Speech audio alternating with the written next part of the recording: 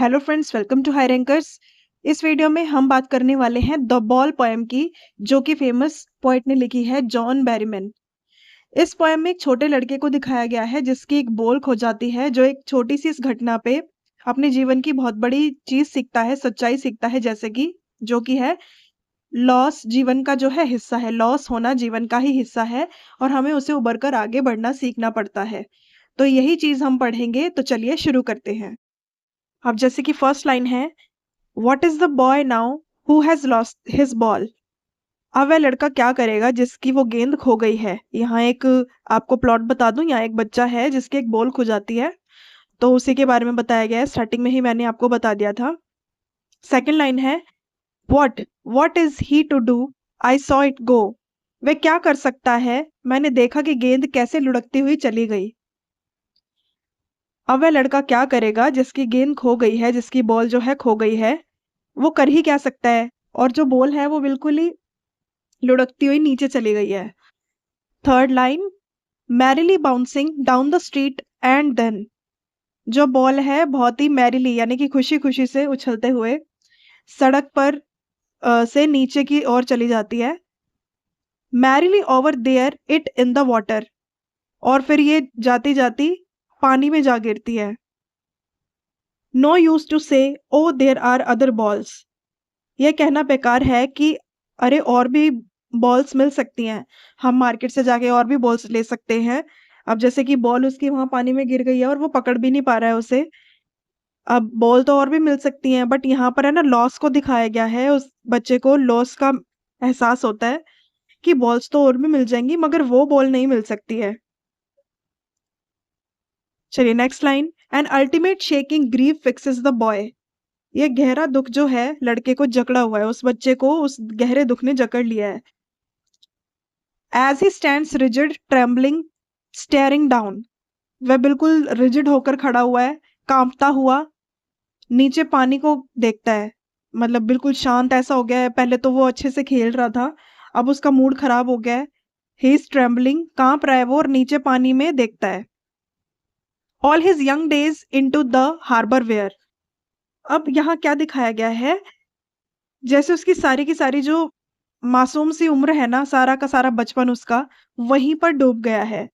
मतलब वो इतना उदास हो गया है, जैसे कि उसका पूरा का पूरा जो बचपन है ना, वो पूरा पानी में ही डूब गया है। देखिए मैं स्क्रीन पर भी दिखा रही हूँ आपको, पूरा चित्रण दिखाया गया आपको कि किस तरीके से वो फील कर पा रहा है। उसका सारा का सारा जो बचपन है, सारा का सारा पानी में ही डूब गया है। His ball went, I would not intrude him, वो उसकी बॉल जो है उधर चली गई है और पोइट कहता है कि मैं उसके दुख में दखल नहीं दूंगा, उसको फील करने दो, जो भी है उसको जिम्मेदारी का एहसास होगा, उसको सब चीजों का एहसास होने दो। A dime another ball is wordless now, अब यहाँ पर डाइम का मतलब है थोड़ी रकम या फिर एक सिक्का देकर दूसरी बॉल लेना बेकार है। यहाँ पॉइंट जो बोल रहा है ये बताना चाह रहा है कि केवल बॉल को खरीदना ही नहीं, यहाँ पर बताया जा रहा है कि जो बच्चा है वो अपनी पहली बॉल के साथ उसकी बहुत सारी यादें जुड़ी हुई हैं, बहुत सारी भावनाएं हैं, लगाव है उसको, इसलिए नई बॉल लेना उसके गहरे दुख को दूर नहीं कर पा रहा है। ये जो इंसिडेंट हुआ है, ये जो घटना हुई है, लड़के को यह समझा रही है कि कुछ हानियां है ना जो पैसे पूरे नहीं कर सकती। नेक्स्ट लाइन है, ही सेंसेस फर्स्ट रिस्पॉन्सिबिलिटी, अब यहाँ पर लड़का पहली बार जिम्मेदारी का एहसास करता है। वह बच्चा समझ जाता है कि अपने सामान की देखभाल करना उसकी जिम्मेदारी है। जो बॉल खो गई है उससे वह सीखता है कि चीजों को हमेशा बचाकर नहीं रखा जा सकता, लेकिन उनका ध्यान रखना बहुत जरूरी है। वो पहली बार अपनी लाइफ में ना रिस्पॉन्सिबिलिटी वाली फीलिंग को फील करता है।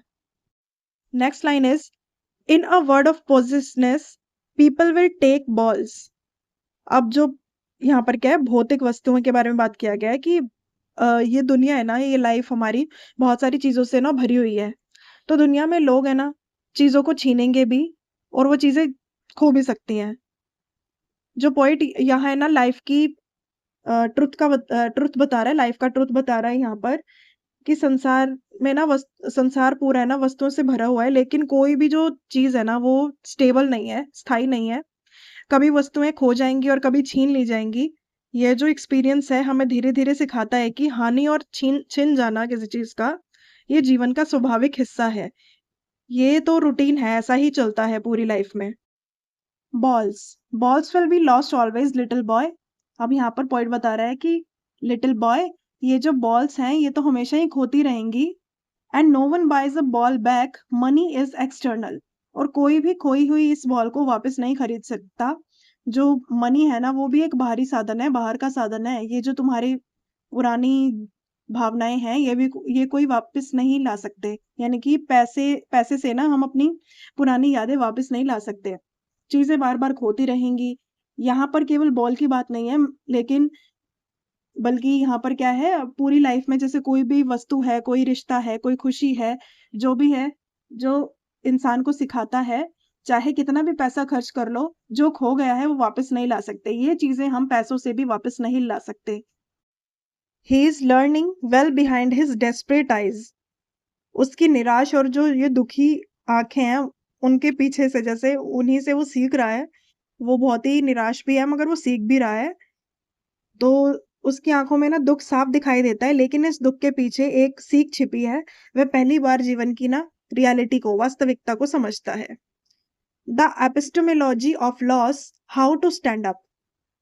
वह जो लॉस हो रहा है ना, लॉस को समझ रहा है, उसके विज्ञान को समझ रहा है। एपिस्टेमोलॉजी यहाँ मतलब है कि ज्ञान को या फिर विज्ञान को, उसको सीख रहा है कि खोने के बाद भी कैसे मैच्योर होना पड़ता है, खड़े रहना पड़ता है हर सिचुएशन में। बच्चा ये सीख रहा है कि चीज़ें हमेशा हमारे पास नहीं रहती, जो चीज़ें खो जाती हैं, उनके दुःख से ना बाहर निकलना पड़ता है, फिर से दोबारा खड़ा होना पड़ता है। यही जीवन की असली जो है शिक्षा है। Knowing what every man must one day know. वह ये जान रहा है कि हर व्यक्ति को ये दिन के बारे में जानना पड़ता है, ये हर किसी की लाइफ में आता है, तो ये रियलिटी हर किसी को फेस करनी पड़ती है।